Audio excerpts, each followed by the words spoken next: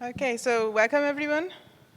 So want to welcome you to our 5th VISxAI workshop. It keeps growing and it keeps becoming more and more in demand, so we're happy to be here for the 5th time. And let me first start by introducing the concept of our workshop. So we are as the name VISxAI basically says, we want to do explainability using visualization, but it's based on a non-traditional submission format. We have submissions that are interactive, explorables, and explainables, and it's quite fun to go through all of the creative inputs that the authors produce year by year. We also aim to invite a lot of interesting keynote speakers, and we'll be presenting our keynote for today in a short while.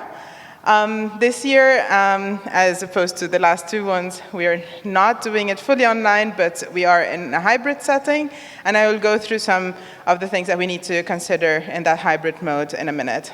And we want to encourage you to socialize. There is an event in the evening where the whole conference is coming together, so feel free to socialize with the others and also use the coffee break to get to know everyone in the room.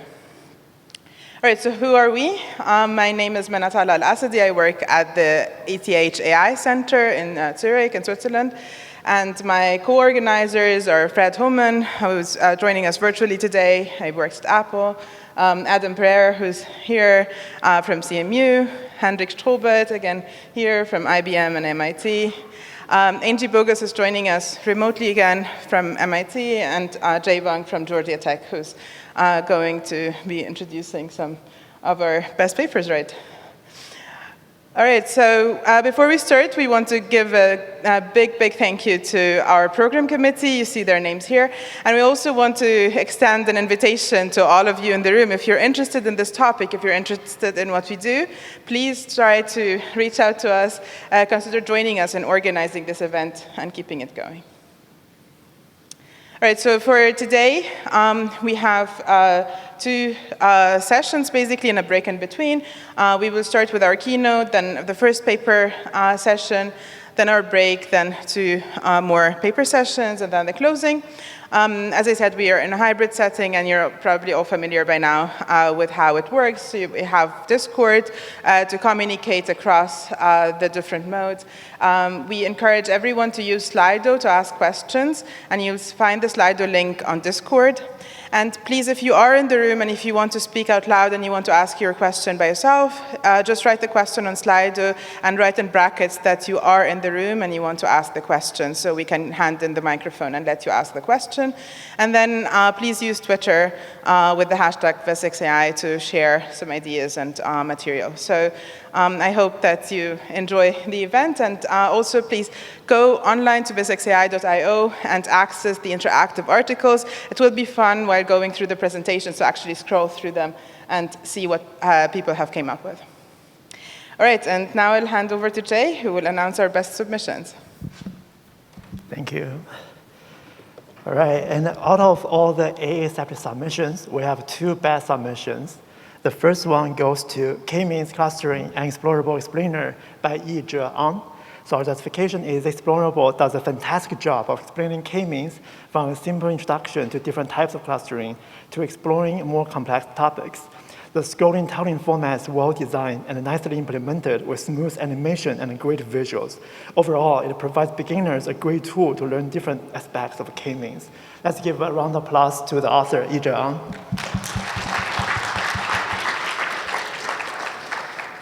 The second best paper goes to poisoning tag and subpopulations with accessibility by Evan Rose, Venu Suya, David Evans.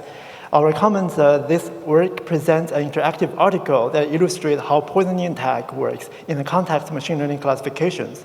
The interaction animations are very well designed. By inviting readers to be an attacker in a real-time interactive environment, this article explains the concepts and fundamentals of poisoning tag in a very engaging way. Let's give a round of applause to the authors.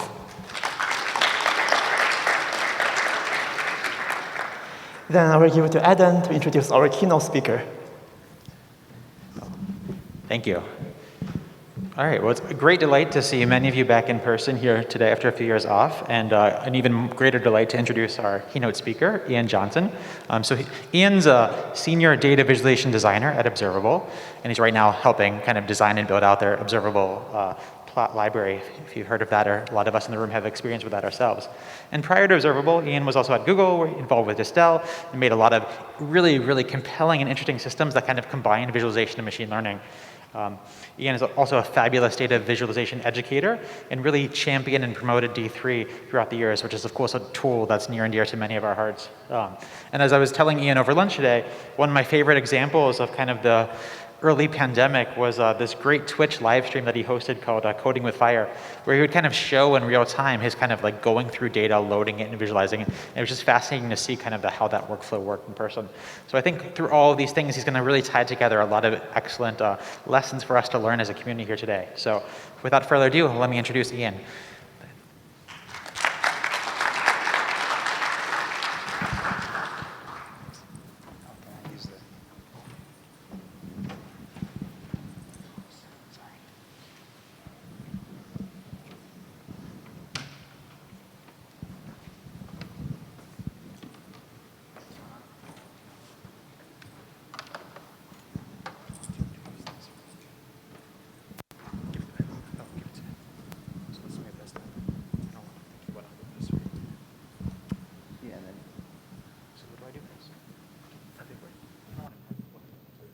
That's fine, I can walk around. Yeah, thank you. Well, thank you for having me. Very excited to be here. This is my first in-person talk in at least 3 years, so I did wear pants. So this talk, I'm going to show a lot of examples and a lot of people's work, hopefully some of you in here and online. If you're the kind of person that likes to collect links or take notes, I don't want to overwhelm you, so the slide deck, you can access it at tinyurl.com VISxAI-patterns. And also comments are open to anybody, which, you know, maybe not a good idea on the internet, but I trust you all. Because you'll see that part of this is a hope to start something collaborative. So without, I'll go on. So Adam gave me a wonderful introduction, thank you. When Mana said they invite interesting keynote speakers, I was a little nervous. But I did actually study linear algebra before it was cool, 2009 or so. Then I forgot it though, and learned JavaScript. But I think the reason that I'm here talking to you all is that I got very lucky to work on Distill early on and co-authored a few papers. So I learned from folks like Chris Ola and David Ha, who spoke at previous years, so I had the same crushing imposter syndrome back then that I do right now. But at least I've been doing web-based data visualization for a long time, so I was able to apply my skills in some helpful ways. And when we made these articles, a lot of people were really excited, but we heard a lot of feedback like, oh, this is awesome, we'd love to do this, but this is way too hard. There's a lot of work. I mean, as anyone who's submitted articles in the past 4 years knows, it is a lot of hard work. And it is. But at the same time, we want to make it easier for people to do this. I'd love to see more. I'm really excited about this workshop, seeing all these papers. But why is it so hard, right? Like, before we can talk about how to make it easier, we kind of need to talk about why it's hard. So the first thing is that the developer experience can be pretty scary. Like, if you are used to doing machine learning research, or you're studying in school, you do a lot of Python, and then someone comes along and says, hey, do some JavaScript and learn about the DOM and the browser, and it's this whole different world. And then the vice versa, right? Come from the web world, you never thought about a tensor or parallel programming, that kind of stuff. But the other thing that's I think just as important, that a reason why it's so hard, is that designing communication in a new medium can be very overwhelming. Like, the best practices haven't been paved, so to speak. Everyone's still experimenting. We're figuring out stuff from scratch every time we make an article. So, back when I worked on Distill, we spent hours and hours discussing, sketching, prototyping. Not just out like days, weeks, trying to figure out how the best way to show stuff with all these new capabilities. So I think the way to overcome these challenges and make things a little bit easier is to take inspiration from this architecture book called A Pattern Language, which was written in the 70s about how to build buildings. And the idea was that not everyone can be an architect, but everyone has to live in the spaces that they live and work in the spaces that they work. And so they should be able to participate in the design of how they live.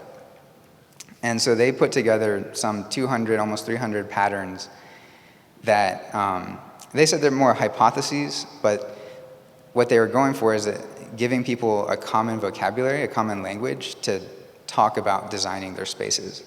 And it goes everything from designing a whole town to like what kind of doorknob you want to think about.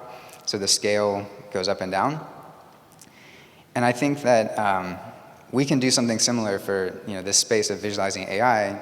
A lot of people want to understand how machine learning models work, and we should be able to participate in designing this communication, even if we're not architects.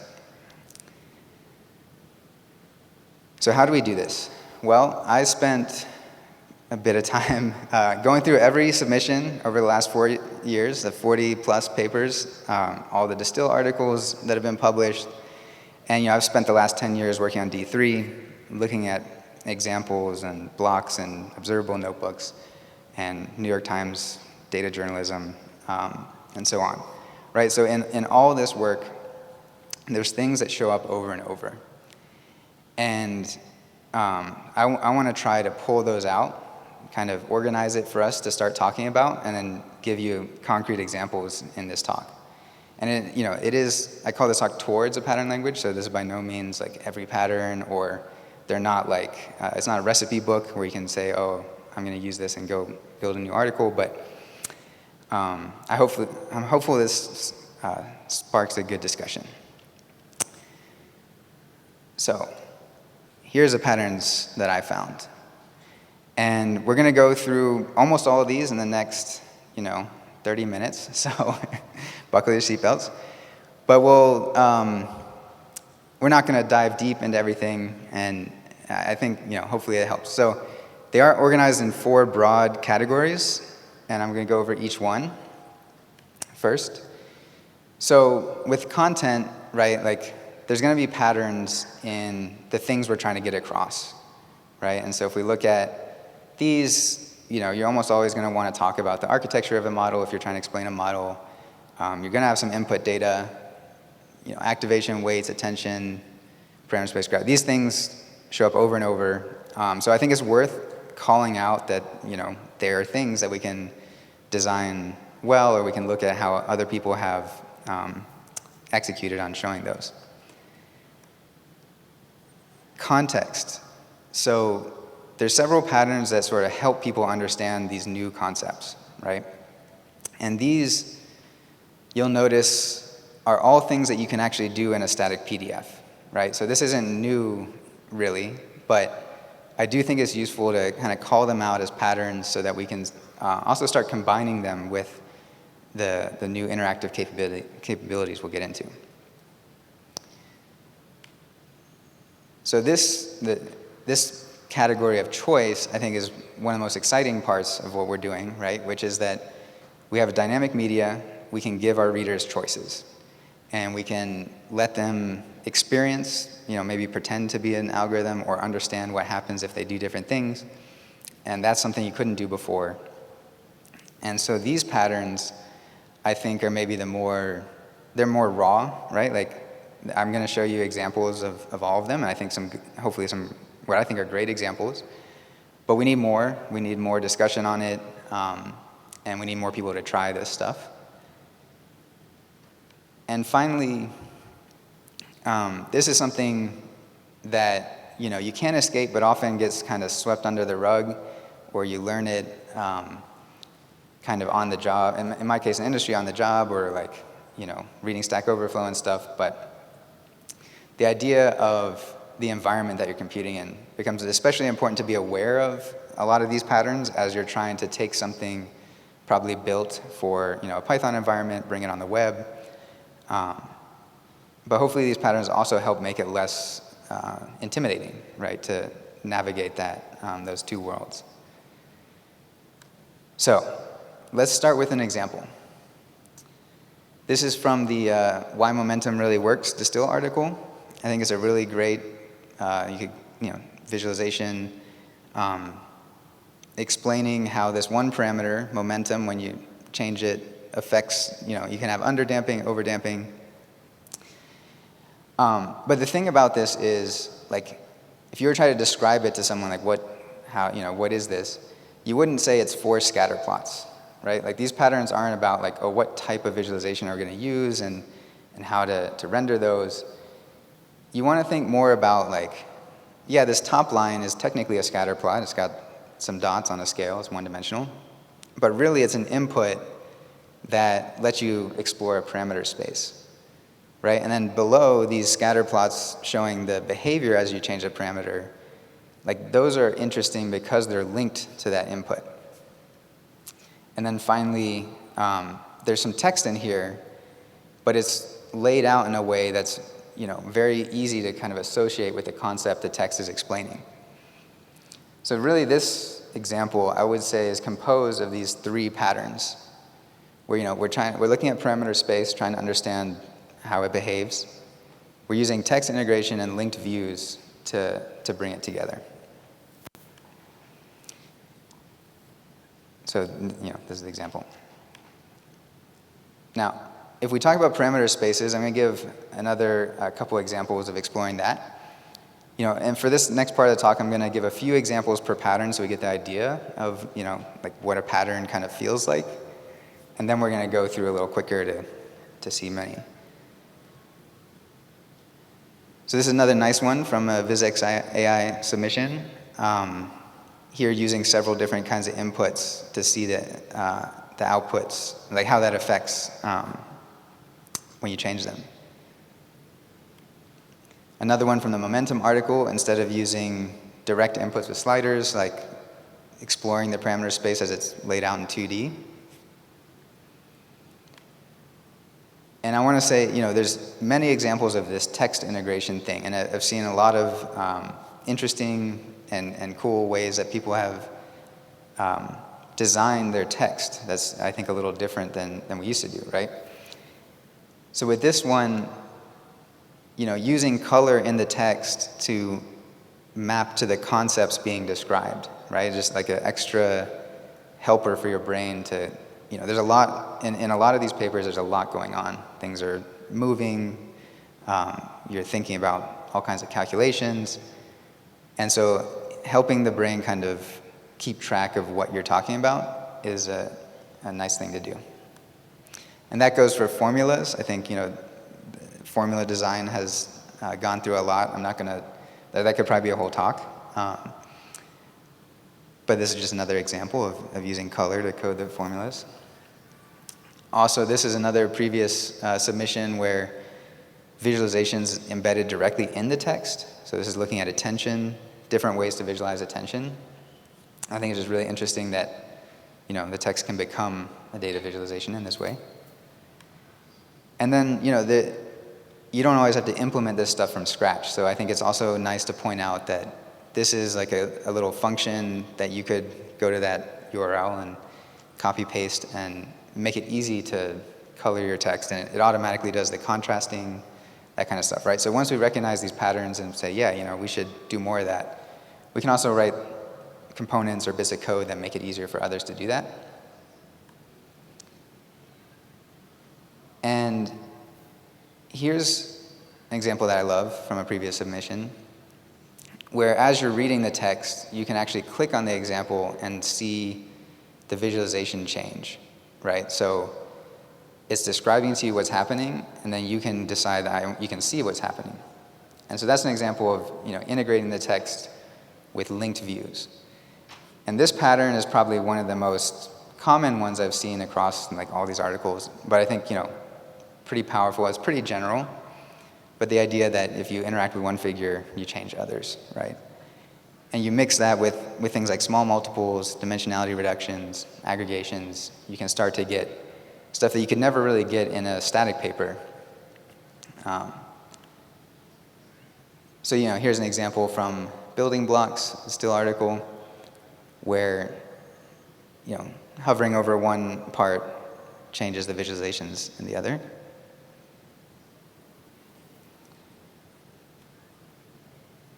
And here's another example where every visualization links to every other one, right? And this project also has the code behind it, right? Some Python and JavaScript that work together that you can use to make this kind of thing. So I want to switch gears for a second and talk about package management. Instead of, this is part of the environment pattern I was talking about, but just the knowing that you can and how to download code other people wrote is enormous, right? If you had to write everything from scratch, obviously you'd never get anything done. But Python and JavaScript both have these, communities and ways to access that.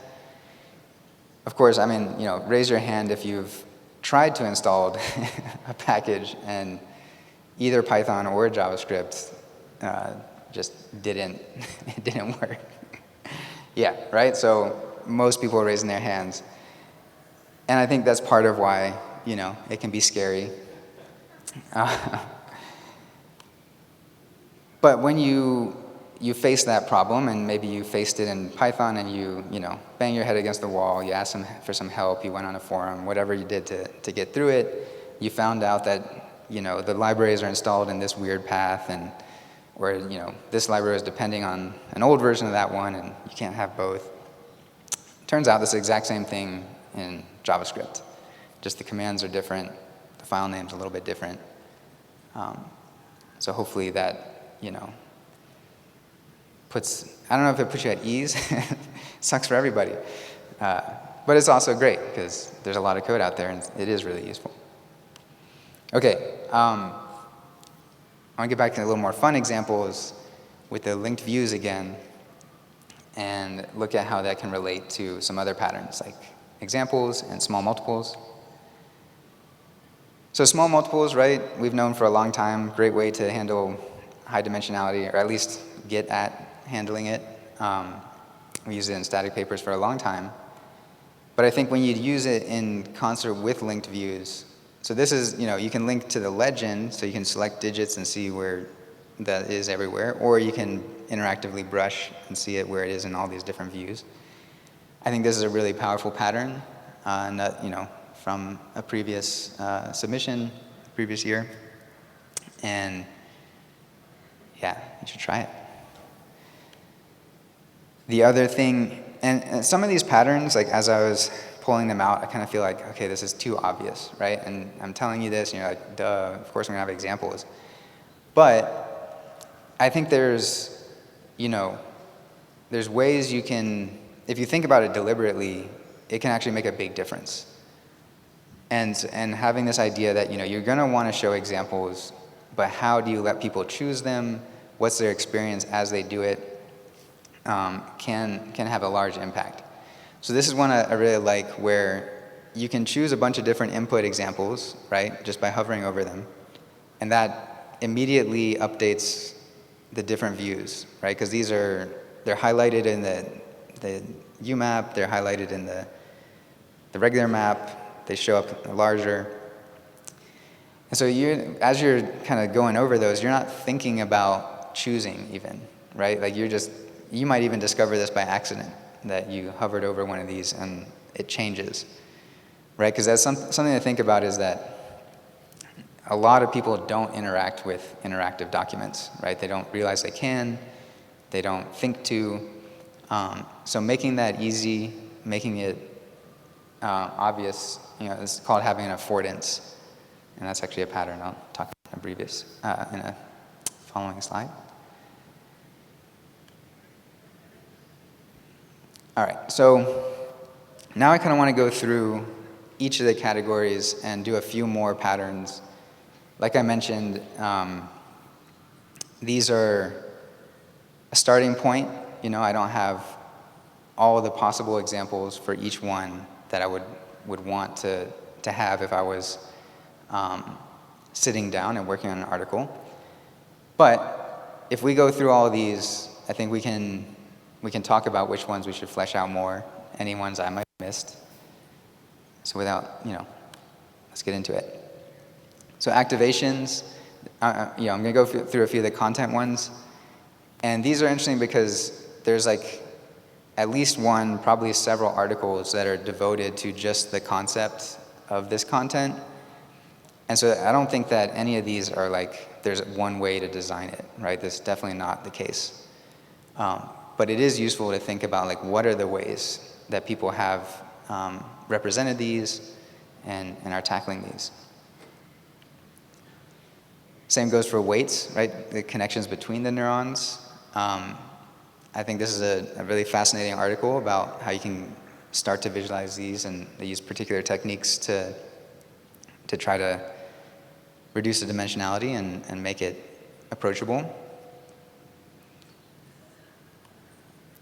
And attention, apparently it's all you need. I personally don't know that much about it, but it is something that a lot of people work on and talk about, so we should document that. And graphs. A lot of data can be represented as a graph, and now we have graph neural networks. And so, it's good content. All right, let's go through a few context patterns now. I have a thing against aggregation. Of course, it's going to be impossible not to do it, right? But every time you aggregate, you are hiding some complexity with some calculations. And if you're trying to help people understand what's happening, right, then you want to be really careful about how you do that. It can, easily destroy context. It can hide individual data points. But,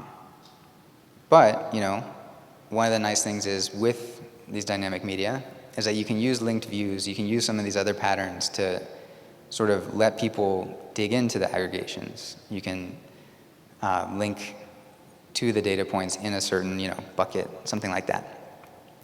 So this is something I just want to call out to think about. Like, I think historically, for a long time, aggregation is like the #1 method we had to communicate a pattern in, a large amount of data. But now we can start showing more of the data itself. We should do that. And I think one of the, really exciting alternatives to aggregations in a lot of cases is dimensionality reduction. And this is something that, there's several previous papers getting into this and a lot of good stuff online. Oh, there should be a link to the beginner's guide to dimensionality reduction from the first year of the conference. But, if you read any of them, you'll also know that you have to be careful, right? Like these techniques can be powerful, they can be really illuminating, but they can also be distorting. So this is something where, again, as a pattern, you want to have examples of people doing it well. You want to be able to talk about when it fails and what to watch out for.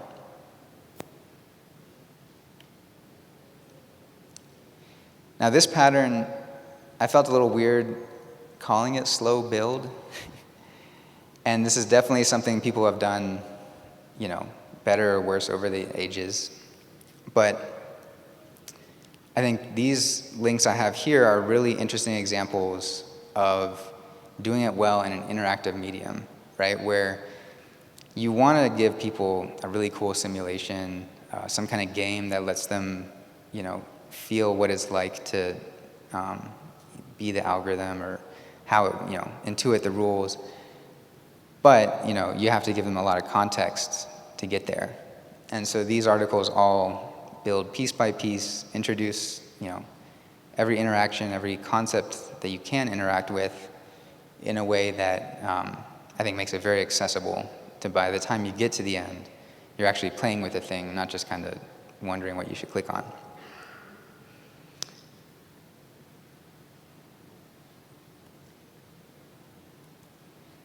Now I'm kind of blazing through these, so if we, I know we're going to have Q&A at the end, but if we want to go back and look at any of these examples and talk about, what makes it good, I can, open it in the browser and stuff.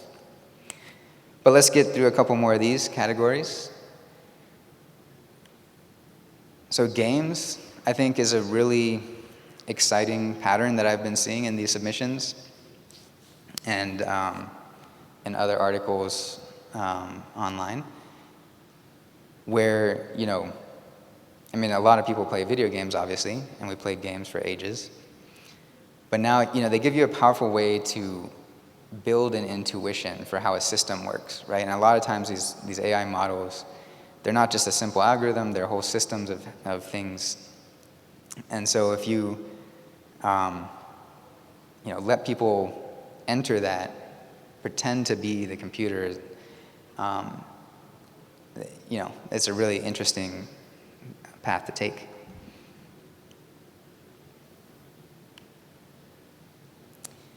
And playback is something else, similar to games, but there's a lot of articles where maybe it's a simulation, right? Or you're watching the algorithm get trained over time. You're watching, training data get transformed. There's a lot of stuff where you want to show things happening over time. But it's kind of a challenge because it's not a video, right? A lot of people do use video, like play buttons, pause buttons. But you want to give people control over this playback in ways that make sense, right? So sometimes it is a stepper, like letting people step through things or play through things. And another popular one is scrollytelling, right? Where as you scroll the page, it's moving forward some simulation or the visualization is changing as you scroll. So I think those two are also good examples of affordances. Like people know how to scroll a web page and they know how to hit a play button. So we do want to kind of stick close to that. But even in there can be a lot of nuance in the actual execution and the experience someone has as they're doing that.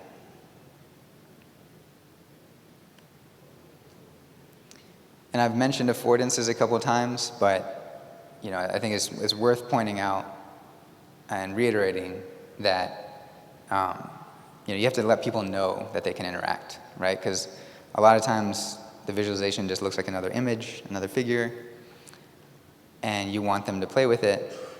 You have to sort of encourage that, or at least enable it.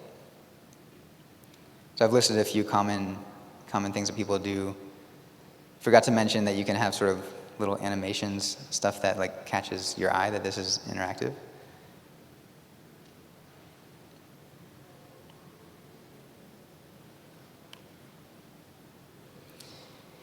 And here's one that I didn't learn about until I was doing DataVis, but this idea of object constancy.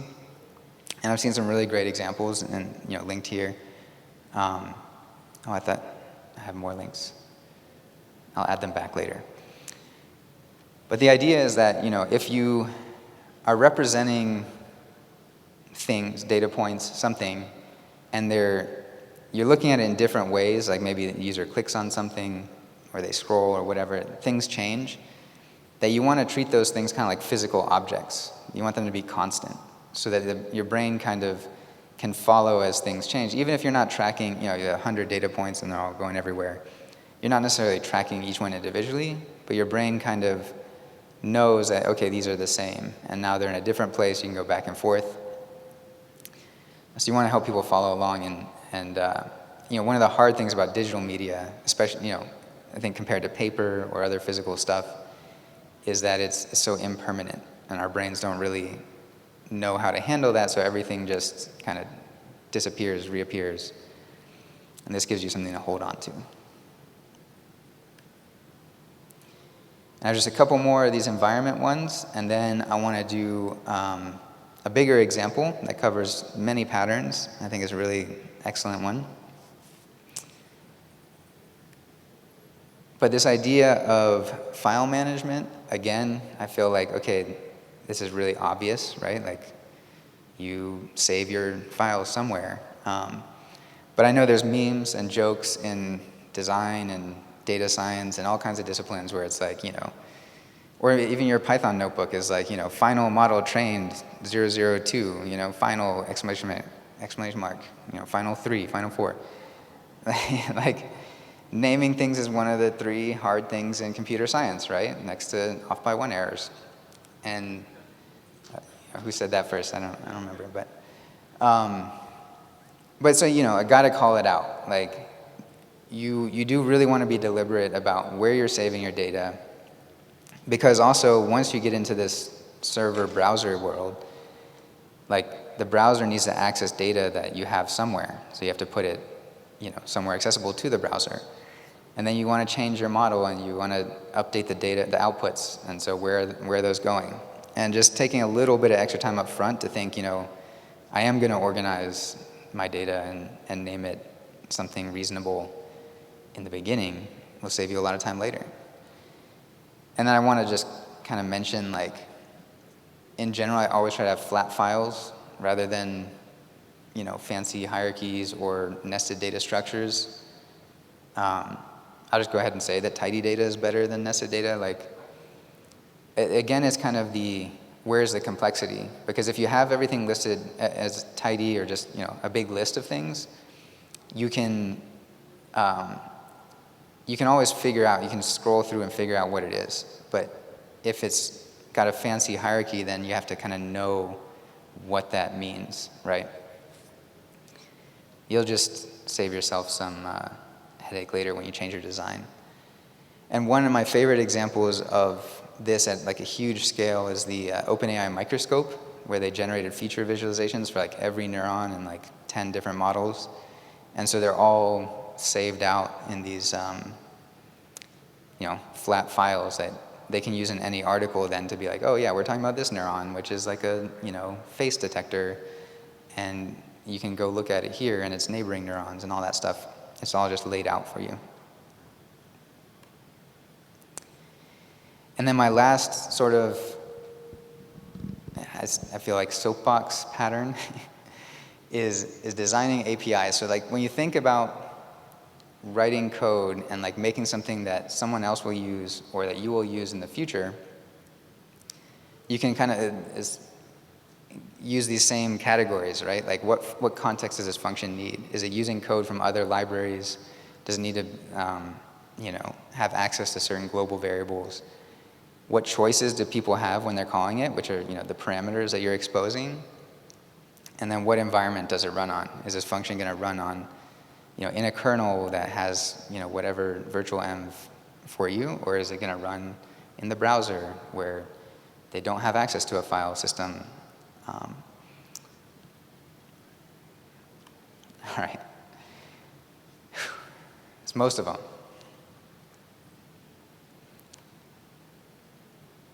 So this example from this article, I think, is really awesome. I think it was last year, maybe last year's submission. And it covers a bunch of patterns. And I'm going to kind of break it down, right? Because, again, here's a scatter plot, right? And we could just say, oh, yeah, it's a scatter plot. Like, great. But really, it covers the input data pattern, like does a really good job of letting you feel the input data, makes good use of annotations. It has inputs for interactivity as well. And then there's several of these environment things that come into play and that we'll talk about. So, again, really obvious, we should show the input data to the model, but like, I think a lot of times we get, we've been working with this model so long, we like dream about what the input data looks like. But someone new doesn't know, especially what the constraints may be. Oh, it has to be a 512 by 512 image. It has to, be tokenized in this way or that. So letting people understand, like really see what goes in, helps them understand what comes out, right? And that's why I think this really shines, because you can change this to be anything you want. You can write whatever you want in there. It's not from a preset list of examples. So you're really getting to explore the input space of this model, right, with these sentences. And they give you a structure to kind of, if you want to stick to it, to kind of, you know, see what happens, but I think it's really nice.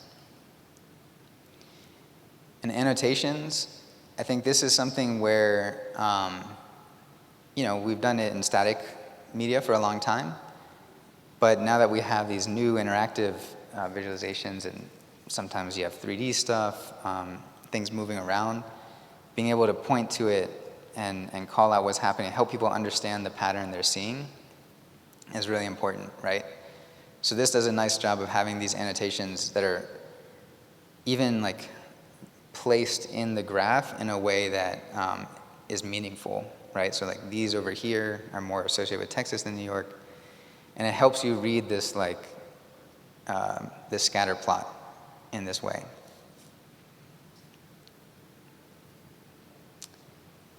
And inputs, right? Of course, buttons and sliders, that kind of thing.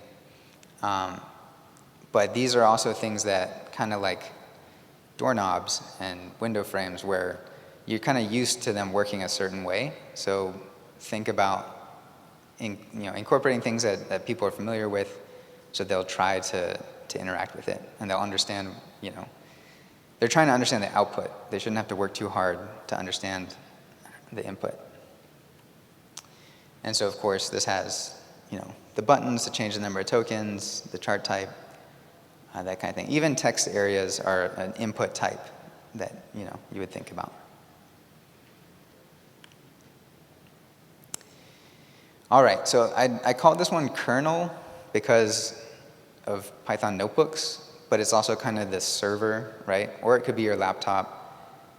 But the idea that there's a computer, a physical machine, or a virtual one, that has like an operating system, a file system, and certain libraries and certain headers and path variables and all this stuff that, you kind of need to know-ish what all that thing, it's like, is it a Linux machine? Is it a Windows machine, right? Like, there's a bunch of things that are going to be really obvious when you're used to working in one way, but then you have everything set up on your laptop just great. You try to put it in the cloud so you can serve it to everybody. All of a sudden, you have to think about the environment a lot more closely. And this also kind of relates to the resources, right? Like compute, memory, storage, network. Like, it's one thing if you have a nice M1 MacBook or a desktop with the latest NVIDIA card, but you're trying to put something on a web page and someone's reading it on their mobile phone on the subway with like a bad internet connection, it's a totally different experience. And the browser. I've always thought of it as the lowest common denominator of computing, right? It's like everyone has one. It kind of sucks. You can't do nearly as much as you could do writing code outside of the browser. But everyone has one, so if you want to make something that everyone can use and see, then you have to use the browser. And I think for I've taught a lot of D3 and data viz stuff, and a lot of the time we spend actually is not on D3 or charts or visualization techniques. It's on like the DOM, HTML, SVG, and the security model. The thing that's like, oh, you can't just get data from that website, or I can't like save a file to the computer or whatever. So I'm not going to get into that, but when you're thinking about making an article, like these are things you're going to come up against, and knowing that they have a name and something that you can learn about may help. And the last one is this idea of data serialization, right? And yeah, I wanted to, I'll talk about that and the last two in here, because you can actually go to the GitHub for this paper and see that they have like Python code, and it has APIs, and if you send it a sentence from the browser, it'll send you back a list of embeddings. But when it loaded the article, it downloaded like the whole vocabulary for the language model so that it can show these words on the scatter plot. So there's always different ways you could slice and dice. You could have the API return everything it needs every time, or you could try to load the entire model and send the weights down to the browser, right? But like you're not always going to have the same, that's not always going to work for every project, right? Like the BERT language model is too big to send down to the browser. Yeah, so that's something you're always going to want to think about, is like, where does my data live or come from as well? All right, that was almost 30 patterns, and we have a little bit of time left. So I want to, thank you for listening. I did start a GitHub repo with like listing all these patterns and the links.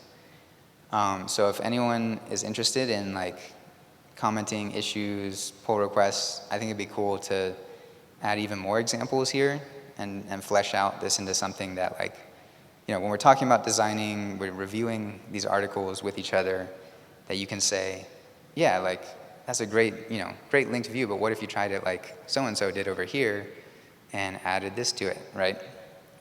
So I'm hoping it could become a resource that people can use. Thank you.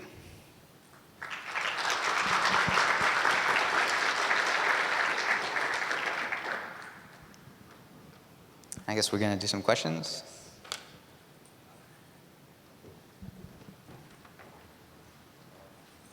Sure. All right, so we've got a lot of interesting questions on Slido. If you want to ask one, feel free to put it in there, or you can even walk up to the mic and we can accommodate you. But I'll kind of start with some that are already in there as we're waiting for anyone from here. And so one of the questions that got a lot of upvote is, so these design principles are really interesting, but they were wondering how many of these design principles are kind of specific to having an AI component. Do these generalize to most database things, or is there something about the AI that kind of affects a lot of them? So any thoughts about that? Sure. Do you think I could put my slides up again? So I think that everything besides the content actually applies pretty well outside of AI. I mean, a lot of this comes from, looking at these articles, there's a heavy AI focus, but a lot of these principles I've also seen in data journalism, in a lot of like algorithmic explainers that are not, ML specific. Like I said, object constancy. Yeah, basically everything in the choice is more about what you can do in a dynamic medium. And then the context, I think dimensionality reduction is maybe a little more AI specific. It could be anything where there's a lot of high dimensional data. But I've seen great use of small multiples and these other contextual ones outside. And then I think the environment is like, really those apply to any computing. Anyone working with data and code, I think you're gonna pick up on these in some way. I'm just trying to name them. Yeah. Our next question is from Steve Gomez. If you're in the room, feel free to come up. But if not, how do we map these patterns back to the questions people, especially non-ML experts, might have about the AI that the article is trying to shine light on? Is that an aspect of content or another dimension, or is that something for another taxonomy? Any thoughts about that? So how to map these to make them more accessible to non-technical people? Is that the question? I guess which of these patterns map to the questions that people would have about the AI? The questions that people would have about the AI.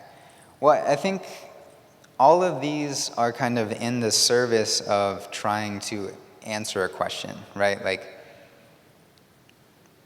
the way that it worked, at least on the Distill articles I worked on, was that a researcher would say, hey, this model learned this really cool stuff. Like, it can do this thing. Or we think that, like, some of them were even figuring out how to understand what the model learned, right? So like the feature visualization and the building blocks of interpretability. So you can use the patterns to to try to make something that surfaces, not the answer to those questions, but like shows you something. I mean, my personal development philosophy is prototype, try to get something on the screen and see something simple first, and then start looking at more, right? And so these are a lot of common pathways, you might say, like from a simple starting point. You know what, I'm gonna show a bunch of data set examples, I can run the inference, I wanna know what this hidden, something about the hidden layer or something like that, right? So I'm gonna link it, I'm gonna use linked views to then show the activations of the hidden layer, right? Like, you kind of start, I guess in a way, one metaphor I thought about is like Play-Doh versus Legos, right? Like, you can make cool sculptures or figurines, anything out of Play-Doh. You can make anything you want if you're determined from scratch with Play-Doh or clay. But with Legos, you kind of know, like, okay, I'm going to have these kinds of pieces. I can put them together. I can see something. And then you might refine or use some other medium to make a high-fidelity model. But yeah, I think it's more like the paths you can take. Makes a lot of sense. Thanks. We have another question. So after compiling all of these interesting design patterns and having a chance to reflect on them, do you feel that they will now inform how you approach your next VisxAI type project? I couldn't hear the last part. Oh, sorry. I should just have you read them yourself. But yeah, after compiling all of these interesting design patterns and having a chance to reflect on them, do you feel that they will now inform how you approach your next visualization/AI project? Yeah. Yeah, absolutely. I think one of the things that I'm excited about is that now I have easy to reference examples of each of these patterns done well. I think for a long time for me personally, working closely to a lot of this stuff, I had a sense of like, oh yeah, if I want to make this kind, if I have this kind of data, I might look at it this kind of way. But now I can say like, yeah, I am gonna use these several things, or this is what I'm focused on. But I think beyond just me is that if I show it to somebody, because you never do this stuff alone, or I mean, if you do, tweet me or something, and like we'll look at it and see which patterns apply. But like now we can talk about it, right? And we can say, hey, like you made really good use of examples, but like you need some affordances, or maybe link this to some of these, use small multiples instead of aggregating it here, right? Like we can have a discussion that goes faster, that's more concrete than if I were to just say like, this is hard to understand, or like I don't really know what this does, right? It's like you have actual concrete things then to like focus on, and you can improve those one at a time. Yeah. Great, thanks. And unfortunately, we're out of time for questions at this point. But again, I really appreciate your wonderful keynote speaker and that one speech, and then also just the fact that you've kind of done all this retrospective analysis for us. This is really interesting and rich research. There were a lot of questions about where can I get access to these guidelines. So it's great you've created a Git repository. So I encourage you all to kind of participate there. And again, the organizers just want to thank you for joining us here in Oklahoma City. And thank you very much. Let's give a nice round of applause for Ian.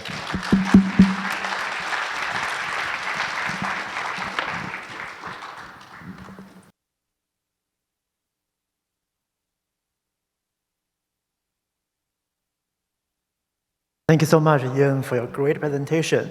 And now here we move to the session one. We have two papers. The first paper is in-person, and second paper is hybrid. The first paper is K-means clustering, which also won the best paper submission. The speaker is VISxAI, and he's here right now. So he can set up the computer.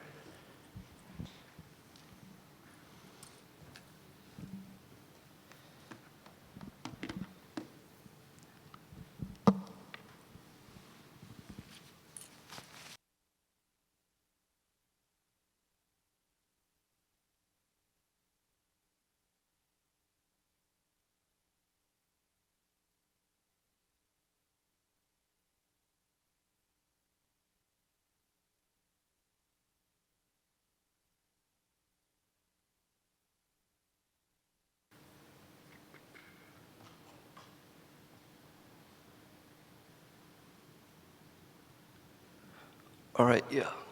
Yep, hi guys. So my name is Ita. So maybe just a brief introduction about myself. I used to do research at the Multimedia Laboratory at Nanyang Technological University of Singapore.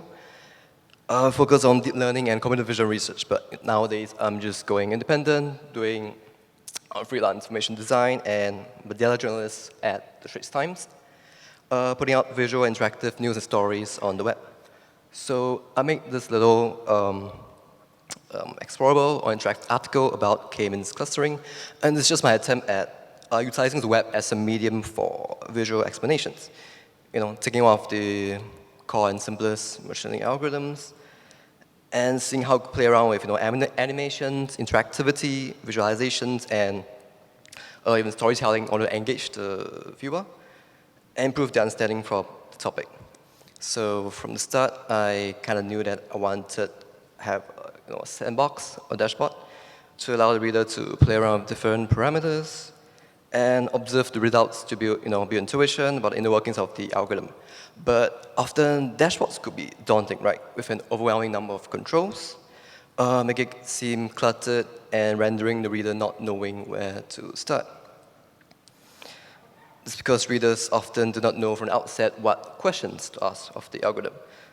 Hence, I figured I should start by guiding readers through a narrative, introducing each concept and its corresponding dashboard control, step by step, and giving readers my questions to answer instead.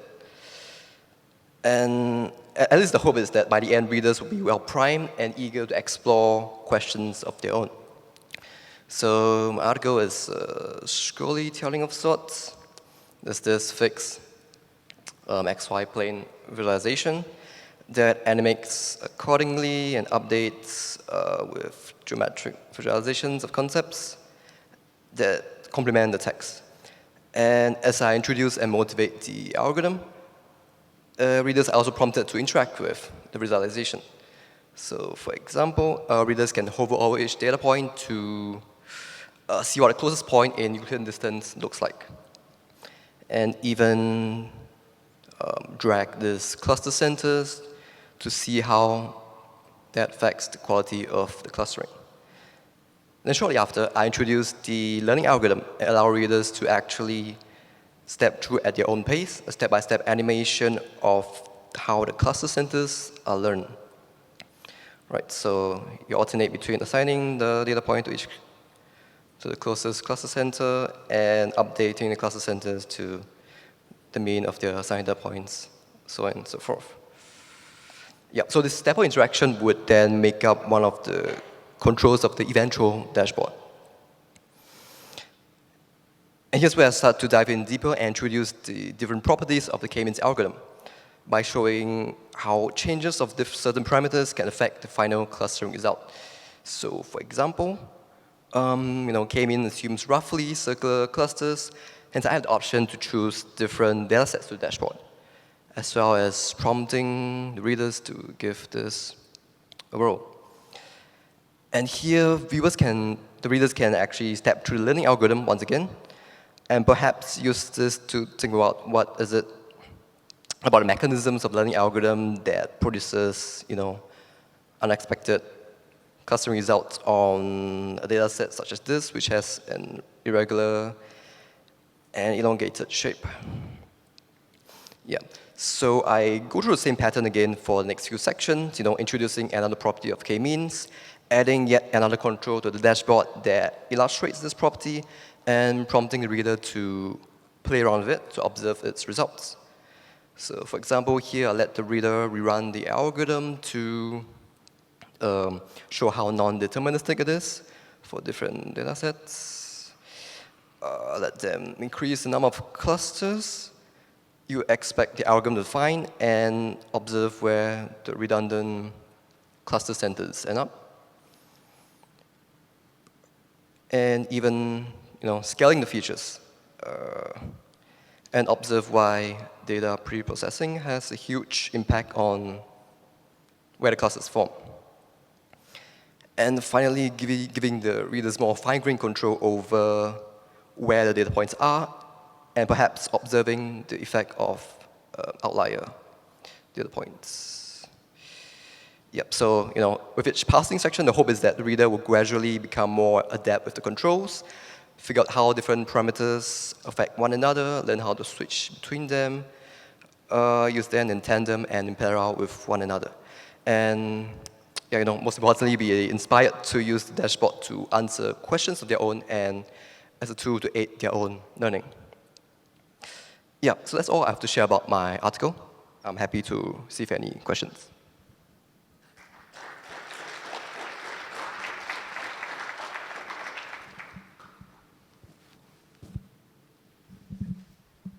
Thank you so much for the presentation. So if anyone has a question in person, you can speak out to the mic as well. So the first question is from a person from Anonymous. This is awesome. How much time did it take for you to design this article? How much time? Actually, I quit my previous research lab in order to work on this full time for around 1 or 2 months. Yeah. So I have a question for you. So K-means is a very classical machine learning questions.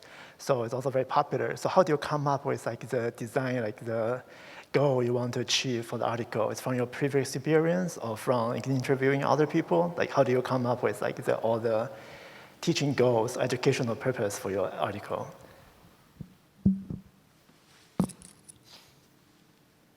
Yeah, that's a good question.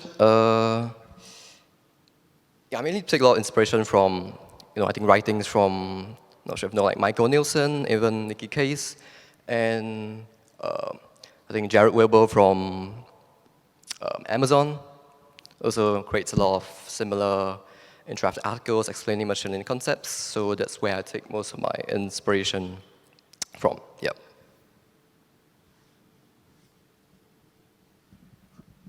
I have another question. So very impressive. Do you feel these techniques could be reused and adapted to other types of DR techniques?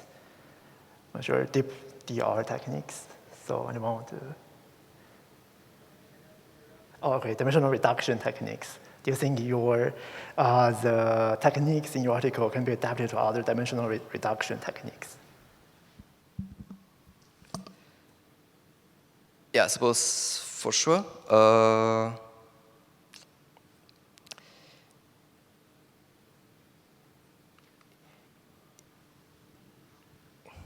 Yes, there was a question. How do you apply your article, the design of your article, to other dimensional reduction techniques like UNAP or Disney?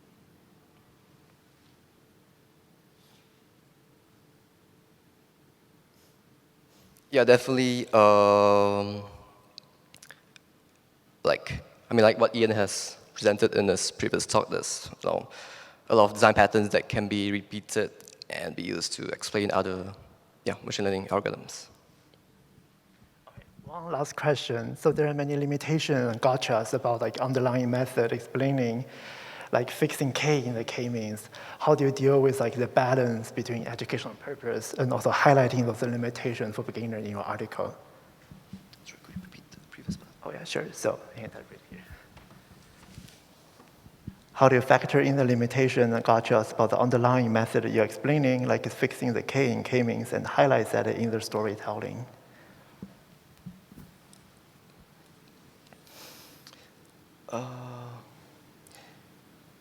I think one of the main issues I encountered while trying to design this interactive article is, I guess one is the overwhelming number of controls. I think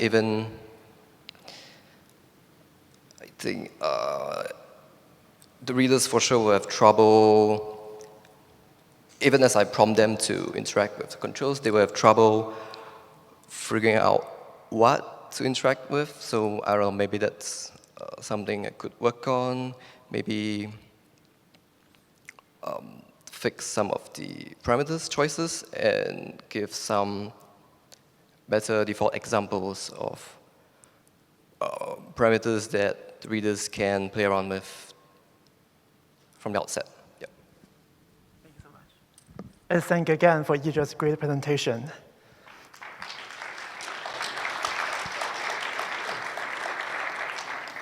And the next paper in our session 1 is Action as Information by Paschalus Bisopoulos. And this is hybrid, so he will not be here. Can we play the video for this presentation? Thanks.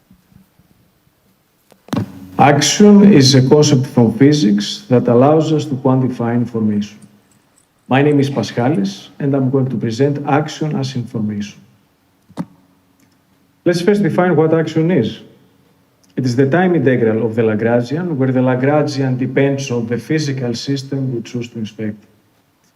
For example, if we have a physical system with an initial configuration Q1 and a final configuration Q2, then the path that the physical system chose to follow is the one shown in red. This is the one that minimized the action. In general, in the literature, this is called the principle of least or stationary action. Now, in our case, we are going to use data as the system and descriptions of data change as the paths of the system change. We are going to try to answer the following questions. Is there an optimal description for some data? If yes, then how can we approximate it? And what does the value of the action mean? We are going to argue that the optimal description for some data is the one that corresponds to the minimum action, and we are going to approximate it using sparsely activated networks. For the second one, we are going to argue that action is a quantification of information as observed by the description, and we are going to explain what that means later. More formally, action could be seen as proportional to the quantity and duration of the system change. And in our case, this is proportional to the energy of the data and the description length of the data. We use description length instead of time as a hardware-independent measurement. For the second equation, we use an approximation point within the path that allows us to have a trade-off between description length and loss. Now let's go to the demonstration. We can see the architecture of sparsely activated networks. The data flow goes clockwise from the top left to the bottom left as the input and the output respectively. We're going to start the training and focus on the box in the middle, the learned kernels and the activations at the bottom. These two, of course, constitute the description of the approximated input. And we are also going to focus on the energies and the description lengths of the approximated input and the loss and the calculated action in the bottom. Now, we can see that by changing the description length, action also changes. But the important thing to note is that there is some value for the description length that the action is minimized. Let's say it's around 37 for the description length of the approximated input. Now, we can see that the description that is created using this description length is closely resembles the original data generator. In this case, this is a series of delta functions convolved with a specific kernel of variable amplitude. Now, this was the clue that allows us to have a link between the proportionality of action and information. Of course, the interested user may also change configurations regarding the input on the top and the model configuration from the right in order to see how this affects the value of the action. And lastly, he may also compare with some base of reference functions. Going back to the presentation, we could conclude that this is a preliminary result. And we showed that there are indications that action could be used as a deterministic and relative to the observer quantification of information, if we could say that the description is something like an observer. And from a more practical point of view, we could use action as a model selection metric for unsupervised problems, such as the one we demonstrated before. So this is for this talk, and I'm happy to take your questions. Action is a concept from physics that allows us to quantify.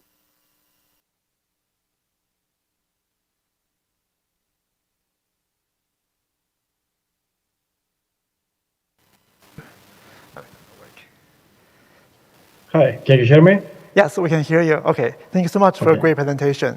So anyone have questions, you can post on Slido or come to the mic to ask.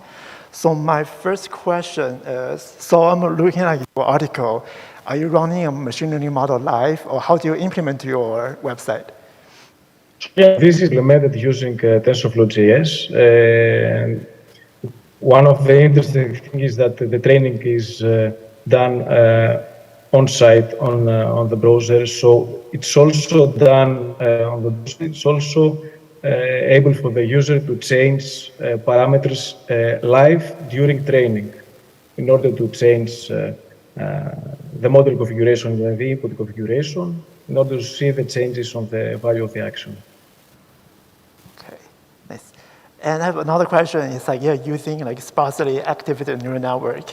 So why do you choose that specific model architecture? Have you tried other models? So yeah, it is one of the most. It's an easy model to change the description length live during training, and it is also the second advantage is that it is easy to calculate the description length because it's quite small as a network. So the description of the network is the combination of the activations, the positions of the activations and their amplitude, along with the kernel that is learned during training. Sounds good. And for the future work, you also limit like some future direction. Can you also talk more, like if you want more time on this article, do you want to, how would you extend your work, or maybe some other work you are planning to work on? Yeah, one option would be to have a practical implementation of the value of the action as a model selection metric for unsupervised problems, such as the one that it was demonstrated during the video. And the thing about the theoretical aspect of the future work is to show more indications regarding the link between action and information. And the exciting thing about action defined in this way and information defined in this way is that it is deterministic. We do not use any notion of probability. And this is in contrast, of course, with the traditional literature regarding the definition of probability. Right. Do we have, So this is exciting. right, thank you. Do you have other questions? Okay, if no, well, thank you again for your great presentation. Thank you. Thank you. And that concludes session 1, and we will have a coffee break, and we'll be here at 3:45. See you in a minute.